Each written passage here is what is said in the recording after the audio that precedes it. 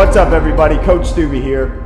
Today I'm going to be taking you through one of our hang clean progressions, which is going to be the hinge to shrug. We're going to give you two variations, the first one being an eccentric emphasis where we're going to control down for 3 seconds before going into the shrug, and then we're going to have an isometric emphasis where it's going to focus more accelerative strength with a 2-second pause at the top of the knee before going into that shrug. How we coach the technique is we want to start ideally from the safety pins or pulling from the blocks. If you have to deadlift them from the ground, that's perfectly fine.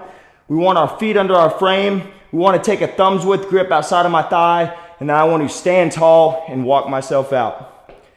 Coaching from the ground up is we want our feet straight under our frame. I want to have a soft knee bend, and I want my shoulder blades down and back with my knuckles pointed down to the floor to keep the bar tight to my body.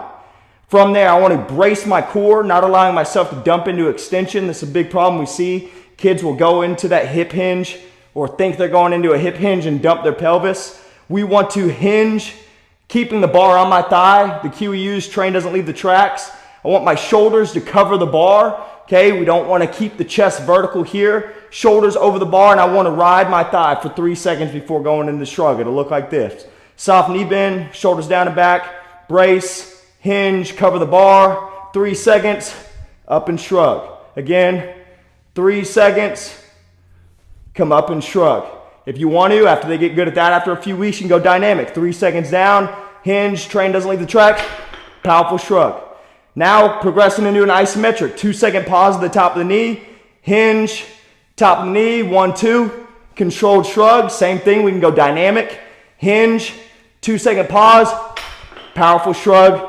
Notice my heel stayed on the ground. We're trying to really develop that sequence of glutes extending hip to carry me into that triple extension.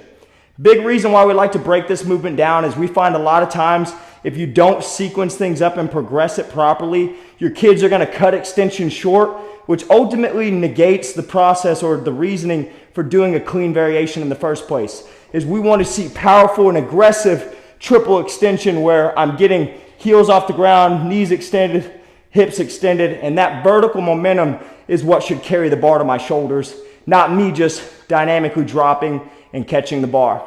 If you guys aren't using this progression, go ahead and give it a try. Until next time, thanks guys.